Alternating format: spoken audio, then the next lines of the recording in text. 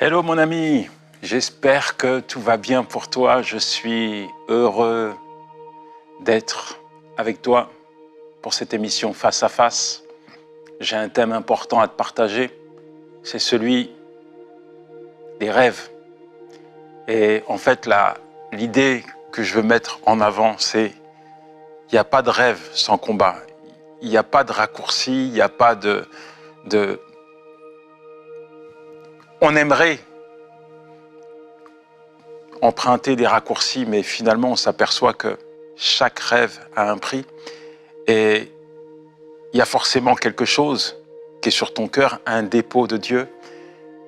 Et je veux vraiment t'amener à réaliser qu'il y aura forcément un prix à payer, mais pendant le chemin qui te conduit à l'accomplissement de ce rêve, tu vas voir Dieu te travailler, te préparer. En fait, Dieu va tout orchestrer pour que le jour où tu rentres dans ce rêve, tu sois prêt. Tu sois prêt. On peut multiplier les exemples dans la Bible et même dans notre vie de tous les jours. On voit des personnes qui ont fait des choses extraordinaires, qui ont accompli quelque chose de particulier. Mais quand vous discutez avec ces personnes, vous apercevez qu'il y a eu un prix à payer. Dans la Bible, on va parler aujourd'hui de Jacob et je vais vous montrer qu'également Jacob, avant de devenir ce prince avec Dieu Israël, il a dû être préparé, façonné, taillé, sculpté, challengé, boosté, corrigé, rectifié par Dieu.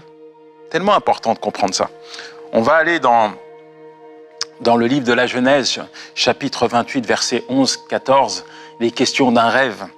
Il arriva dans un lieu, c'est Jacob, où il passa la nuit, car le soleil était couché. Il prit une pierre dont il fit son chevet, et il y coucha. Il coucha dans ce lieu. Et voici, une échelle était appuyée sur la terre, et son sommet touchait au ciel. Et voici, les anges de Dieu montaient et descendaient par cette échelle. Jacob s'endort sur une pierre, et il a un songe. Il voit les anges qui descendent et qui montent. Et voici, l'Éternel se tenait au-dessus d'elle. Et il dit, je suis l'Éternel, le Dieu d'Abraham, ton père, et le Dieu d'Isaac. La terre sur laquelle tu es couché, je la donnerai à toi et à ta postérité. Ta postérité sera comme la poussière de la terre. Tu t'étendras à l'Occident et à l'Orient, au Septentrion et au Midi. Et toutes les familles de la terre seront bénies en toi et en ta postérité. Et la postérité de Jacob, c'est la nation d'Israël. Et quand Jacob a fait ce rêve, il a appelé ce lieu Béthel. Il a construit un autel et il lui a donné le nom de Béthel, la maison de Dieu. Entre le temps où Dieu donne un rêve à Jacob et le temps où Jacob va entrer dans ce rêve, il va y avoir un temps de préparation. Et c'est important que tu réalises que tu dois être prêt. Il y a des choses que Dieu va faire dans ta vie et au préalable, il va te donner la capacité de porter ce rêve, de vivre de ce rêve, d'entrer dans ce rêve. Mais le travail de Dieu est tellement important. C'est tellement nécessaire. C'est tellement aussi important que tu réalises que quand Dieu commence quelque chose dans ta vie, il va l'achever, il va le finir. C'est tellement important que tu réalises également que le rêve que Dieu a déposé sur ton cœur, il est vrai. Il est vrai. Il va se réaliser. Mais il y a toujours un temps de préparation. Et Jacob va être préparé. Et on va voir quelques points qui sont essentiels pour entrer dans le rêve de Dieu. Quelques points qui mettent vraiment en exergue, en avant, la préparation que Dieu fait dans ta vie, et dans ma vie, et dans nos vies. Oui, c'est une préparation spécifique, c'est une préparation que Dieu réserve à ses enfants, c'est une préparation qui est nécessaire pour entrer dans le rêve de Dieu. Jacob va passer par un temps de préparation. Genèse 32, il est question que Jacob demeura seul. Alors un homme lutta avec lui jusqu'au lever de l'aurore. Voyant qu'il ne pouvait pas le vaincre, c'est verset 35, cet homme le frappa à l'emboîture de la hanche, et l'emboîture de la hanche de Jacob se démit pendant qu'il luttait avec lui. Il dit, « Laisse-moi aller, car l'horreur se lève. » Et Jacob répondit, « Je ne te laisserai point aller, tant que tu ne m'as pas béni. » Il lui dit, « Quel est ton nom ?» Et il répondit, « Jacob. » Il dit encore, « Ton nom ne sera plus Jacob, mais tu seras appelé Israël, car tu as lutté avec Dieu et avec des hommes, et tu as été vainqueur. » Genèse 32, versets 24 à 28 nous parle de cela. Et le premier point, c'est la lutte. La lutte. Jacob a lutté avec Dieu. C'est une lutte particulière, une lutte qui est surnaturelle, puisqu'il lutte avec Dieu. C'est une lutte surnaturelle, une lutte qui va durer toute une nuit. Et Osée 12, verset 3, il est dit, « Dans le sein maternel, Jacob saisit son frère par le talon, et dans sa vigueur, il lutta avec Dieu. » En fait, ces deux points essentiels, c'est que Jacob, c'est quelqu'un qui lutte. Il lutte continuellement dans la vie de tous les jours, et puis on va s'apercevoir que c'est un fuyard. Il va usurper le droit d'aînesse de son frère, et là on le retrouve, il lutte avec Dieu. Et c'est important que finalement, pour entrer dans le rêve de Dieu, il faut que tu comprennes qu'il ne faut pas que tu luttes contre Dieu. Il ne faut pas que tu luttes contre Dieu. Et le principe de la lutte, c'est mettre son adversaire à terre, le plaquer au sol. C'est comme ça qu'on gagne un combat. Et peut-être que tu es en train de lutter avec Dieu. Peut-être qu'il y a des domaines dans ta vie où Dieu va intervenir, où Dieu veut que tu lui cèdes la place. Peut-être qu'il y a des domaines dans ta vie où tu as du mal à laisser Dieu prendre le contrôle. Peut-être qu'il y a des domaines dans ta vie où c'est encore toi qui triomphe, c'est encore toi qui domine, c'est encore toi qui prends les décisions.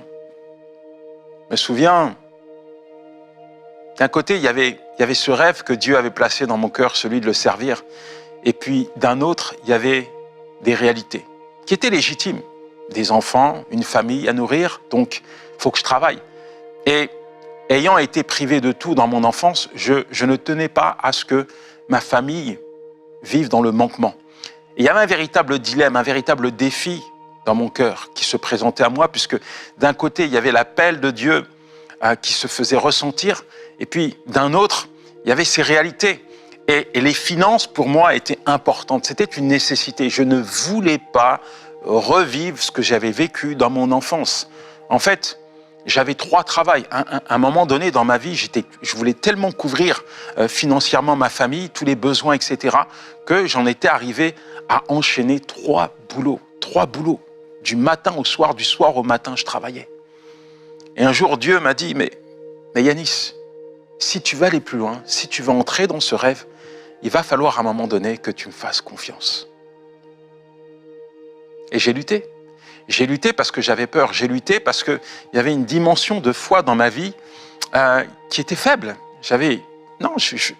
Il y avait ce que je tenais, il y avait mes acquis, il y avait mon travail, il y avait mon salaire, et puis il y avait cette dimension de foi que Dieu me demandait de manifester. Dieu me demandait de lui céder la place. Dieu me demandait de le laisser triompher de mes inquiétudes. Dieu me demandait d'arrêter de m'engager dans une lutte perpétuelle avec lui.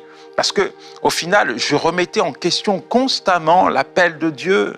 Pourtant, ce rêve, il était sur mon cœur, mais les réalités qui m'entouraient, m'amenaient à lutter contre la volonté de Dieu, à lutter continuellement contre sa volonté. Il y a un texte qui est important dans Jean 12, verset 24, il est dit « Si le grain de blé qui est tombé en terre ne meurt, il reste seul, mais s'il meurt, il porte beaucoup de fruits. » Y a-t-il une lutte, y a-t-il une bataille, y a-t-il quelque chose là, y a-t-il un conflit dans ton cœur? Y a-t-il une résistance que tu as engagée entre Dieu et toi?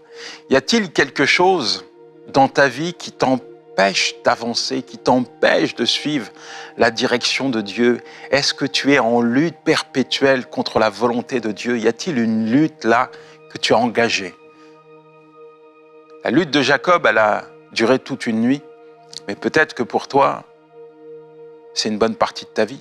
Peut-être que ça fait des années que Dieu t'appelle à faire quelque chose de particulier. Il y a ce rêve dans ton cœur, mais tu as engagé une lutte parce que tu as peur.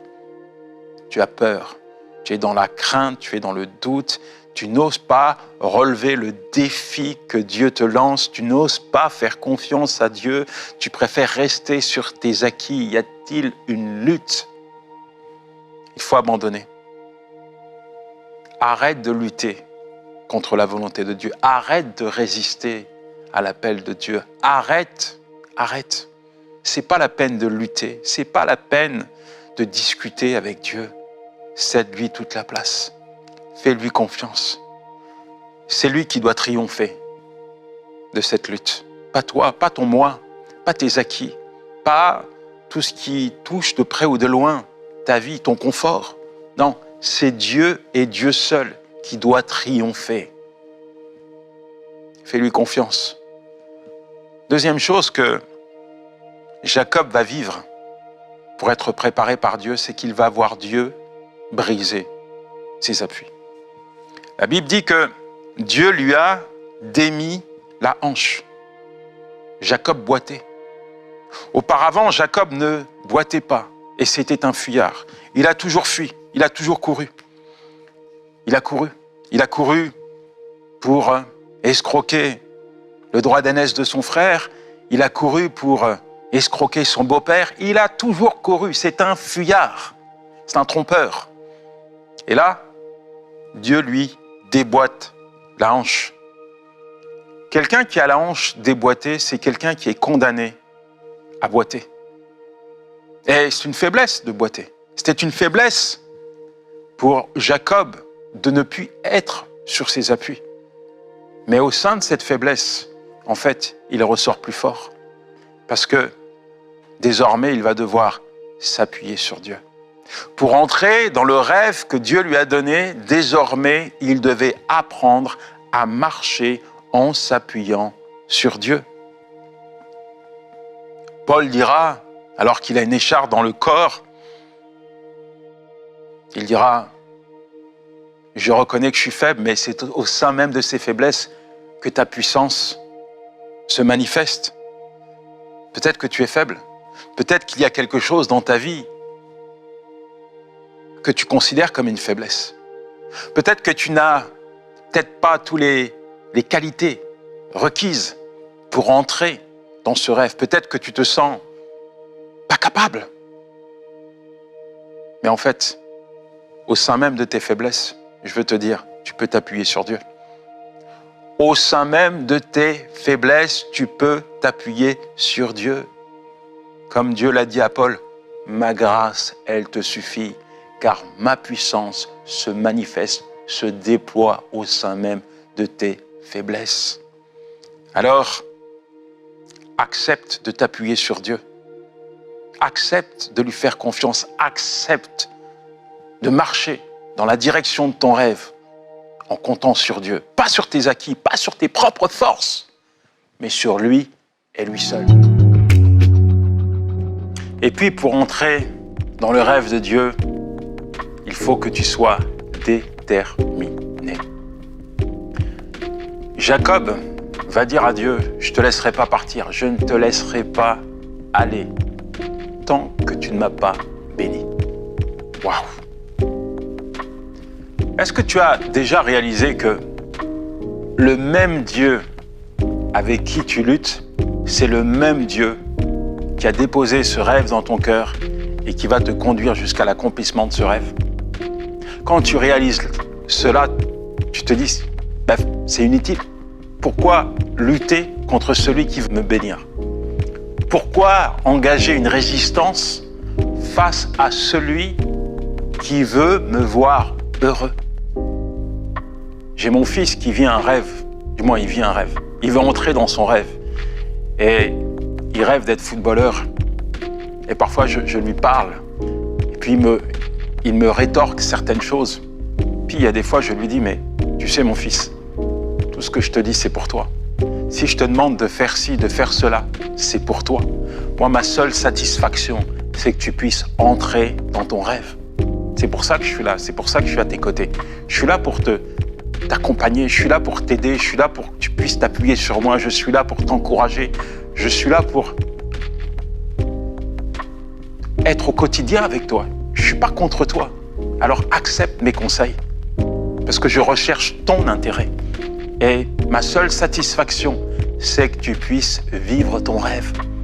C'est tellement important que tu réalises aujourd'hui que c'est pas la peine de résister, c'est pas la peine de lutter, c'est pas la peine d'abandonner.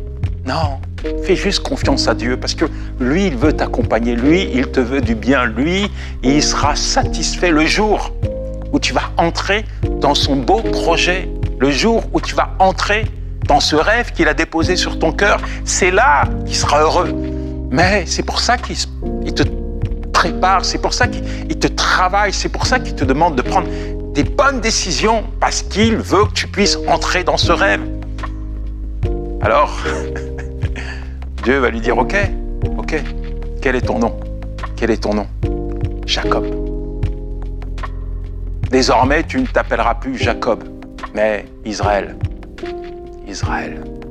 Et après, on voit effectivement Israël devenir un peuple. Mais là où je veux t'amener, premièrement, c'est quand Jacob dit à Dieu, je m'appelle Jacob. En fait, Dieu lui demande, quel est ton nom? Mais Dieu connaît son nom. Dieu le connaît. Il connaît Jacob. Mais il lui demande quand même de lui dire son nom. Et quand Jacob va lui dire, mais je m'appelle Jacob, c'est littéralement une reconnaissance de sa personne. Parce que Jacob, ça veut dire usurpateur, trompeur. Et son nom caractérise sa personne. Et quand Jacob lui dit, je m'appelle Jacob, c'est comme s'il lui disait, mais je suis un magouilleur. Mais Dieu change son nom en Israël. Tu es un prince avec Dieu. Et désormais, tu vas rentrer dans ma faveur, tu vas rentrer dans ce rêve que je t'ai montré. Peut-être qu'on t'a collé une étiquette à toi. Peut-être que tu t'es identifié à cette étiquette. Il y a le rêve de Dieu qui est là. Il y a ce que Dieu a déposé dans ton cœur. Et puis, il y a l'étiquette qu'on t'a collée.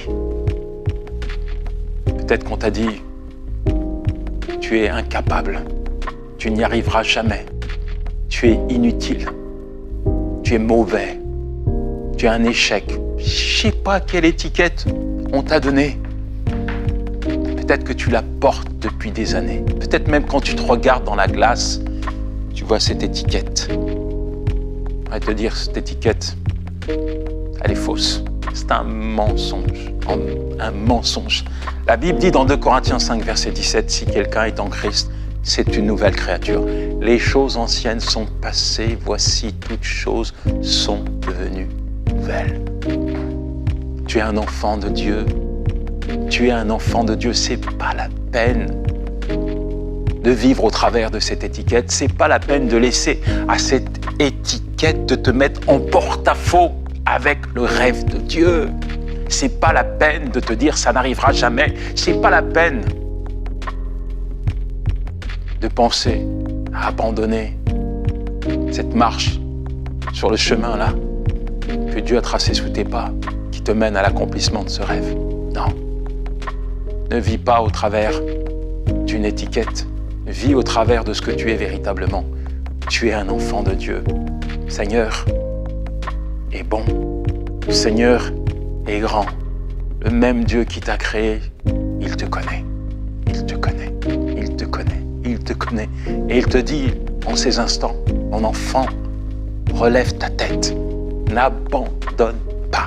Quel que soit ce que tu es en train de vivre, quel que soit l'environnement au sein duquel tu évolues, n'abandonne pas ce rêve. Parce qu'il est vrai, parce qu'il vient de moi. Je me souviens de cette personne, un vieux pasteur âgé, malade, fatigué par les allers-retours à l'hôpital. On lui pose la question, mais comment ça va?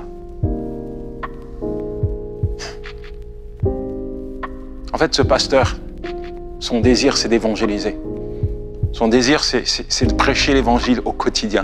Chaque personne qu'il croise dans la rue, il lui partage le message de l'évangile. Il lui parle de l'amour de Dieu. C'est ça son rêve. C'est ça le rêve qu'il vit depuis des années. C'est pour ça qu'il existe. Il a toujours été passionné par Dieu. Alors quand on lui pose la question, mais comment tu vas? Il dit, l'habitation tombe en ruine, mais le locataire se porte bien. Il est toujours en train de vivre son rêve. Il est toujours dans la course. Wow. Quelle leçon. Il n'y a rien qui doit te pousser à abandonner. Il n'y a rien qui doit te pousser à te dire « ça n'arrivera jamais ». Bien au contraire. Dieu est là, Dieu est présent. Et après, nous voyons que Jacob, finalement, a réussi à devenir ce que Dieu l'avait appelé à être. Oui, Dieu avait déposé un rêve sur son cœur qui lui paraissait impossible. Mais quand il est passé entre les mains du potier divin, eh bien, un jour, Dieu a décidé qu'il était prêt. Oui, il était prêt à entrer dans ce rêve. Ce sera la même chose pour toi. Et on va prier maintenant. Quel que soit ton état, quel que soit l'environnement, aussi dur soit-il, je veux demander à Dieu de venir te parler. Oui. Que les mains de Dieu se posent sur toi et que le travail qu'il a commencé dans ta vie, il puisse l'achever. Afin qu'un jour, tu puisses, comme Jacob, entrer dans ton rêve et le vivre. Seigneur, merci. Merci pour ton enfant. Je sais, oui, je sais que tu as parlé à son cœur. Merci pour le dépôt que tu as mis en lui, ce rêve qui vient de toi. Quel que soit, Seigneur, son environnement. Viens, Seigneur, le rassurer. Viens l'encourager, viens le stimuler, viens le booster, Seigneur. Merci, mon Dieu, parce que tu fais toujours au-delà, Seigneur. Merci parce que ce que tu commences, tu le finis, Seigneur. Merci pour la préparation, Seigneur, que tu effectues dans sa vie. Cette préparation n'est pas pour le détruire, n'est pas pour le briser, mais c'est pour l'affermir et le construire. Oui, cette préparation, c'est pour l'amener à entrer dans ce rêve, comme tu l'as fait pour tant de tes enfants, tu le fais pour lui, Seigneur. Merci de ce que tu viens renouveler ses forces. Merci de ce que tu l'emmènes à s'appuyer sur toi et toi seul, parce que tu es l'appui le plus solide. Tu es celui sur qui nous pouvons nous appuyer afin de marcher, Seigneur, selon ta volonté. Donne-lui, Seigneur, un cœur disposé à obéir à ta parole. Donne-lui, Seigneur, de ne pas lutter, de ne pas résister contre toi, mais de se soumettre totalement à ta volonté. Seigneur, là où il y a des résistances, là où il y a des faiblesses, Seigneur, tu viens, Seigneur, et tu rassures. Tu viens et tu te montres. Oui, Seigneur, tu viens et tu démontres, Seigneur, à ton enfant que quel que soit le défi, Seigneur, quel que soit, Seigneur, ce qui se présente devant lui, tu lui donnes maintenant l'assurance de relever cela par la foi. Merci, mon Dieu, parce que tu es celui qui va pourvoir à ses besoins. Seigneur, sur ce chemin qui le conduit à l'accomplissement de ce rêve, je sais que tu vas répondre à ses besoins. Oui, Seigneur, quand tu donnes un rêve, tu donnes, Seigneur, la provision nécessaire, Seigneur, pour accomplir ce rêve. Seigneur, ce rêve, il est beau. Ce rêve, il nous dépasse peut-être, mais il ne te dépasse pas. C'est pourquoi je sais, je crois, Seigneur, que tu vas agir fidèlement. Merci de donner à ton enfant de la sagesse, du discernement, de la patience. Merci de lui donner les ressources. Merci, Seigneur, de le fortifier. Merci, Seigneur, de te révéler encore à lui, Seigneur. Comme tu l'as fait pour Jacob, comme tu l'as fait, Seigneur, pour tant d'autres. Viens te révéler à lui, Seigneur. Viens te révéler à lui afin qu'il puisse, Seigneur, prendre les bonnes décisions, Seigneur. Permets, Seigneur, qu'il ne soit pas, Seigneur, confus, Seigneur, dans sa marche. Permets qu'en tout temps, qu'en chaque saison, Seigneur, qu'au travers de chaque circonstance, il puisse rester attaché à toi et ne pas se détourner, Seigneur, de ce chemin qui le conduit à l'accomplissement de ce rêve. Oui, Seigneur, merci, Seigneur, parce que tu viens, Seigneur, également fortifier celui qui a envie d'abandonner, celui qui est fatigué, celui qui n'en peut plus. Tu viens lui donner de la force, de la persévérance, de l'assurance. Tu viens le revitaliser, le dynamiser, Seigneur, afin qu'il puisse se remettre debout, afin qu'il puisse reprendre ce chemin qui le mène à l'accomplissement de ce rêve, Seigneur. Merci parce que tu renouvelles également sa pensée, Père. Tout ce qui est susceptible de le fatiguer, de l'user, Seigneur, tu le mets, Seigneur, vraiment à l'abri de cela, afin qu'il puisse se concentrer sur toi et sur toi seul. Seigneur, merci parce que tu enlèves également toute forme d'étiquette de son front, Seigneur, et tu permets qu'il puisse se considérer comme toi, tu le considères, son enfant, Seigneur. Tu as des beaux projets, Seigneur, pour lui, des projets de paix et non de malheur, Seigneur. Tu as un avenir pour lui, Père. Merci, mon Dieu. Merci, mon Roi, pour tout ce que tu vas faire dans le nom puissant de Jésus. Amen, amen et amen. Mon ami, il y a un mot d'ordre. Il y a un mot d'ordre que Dieu te donne. C'est celui-ci. Entre dans ma bénédiction. Entre dans ce rêve que j'ai déposé sur ton cœur. Ne laisse rien te détourner de ce rêve. Non, peu importe ce que tu as été hier, ce qui est important, c'est aujourd'hui, maintenant, alors que je parle à ton cœur, alors que je me révèle encore à toi, alors que je viens au travers de ce message, raviver ta foi. Entre dans ma bénédiction. C'est important de le comprendre. Hein? Dieu t'a pas placé sur la terre par hasard, non. Dieu t'a placé sur la terre pour que tu puisses entrer dans son rêve. Le rêve de Dieu, il va s'accomplir dans ta vie. Amen. Amen et amen. Si tu as regardé cette émission sur YouTube, n'oublie pas de t'abonner sur la chaîne, important. Comme ça, tu vas recevoir les notifications pour les prochaines émissions. Si tu l'as regardé sur la télé, la prochaine fois, t'invites tes amis, un bon petit repas et tu diffuses face à face. Je suis certain que Dieu aura une parole pour ton invité. Et puis, si tu as vécu quelque chose de divin là maintenant, si tu as expérimenté une chose particulière de la part de Dieu, tu as vécu un miracle, si Dieu a ranimé, ravivé quelque chose là maintenant dans ta vie, à travers de cette émission, n'oublie pas de laisser ton témoignage. Ok? Allez, ciao!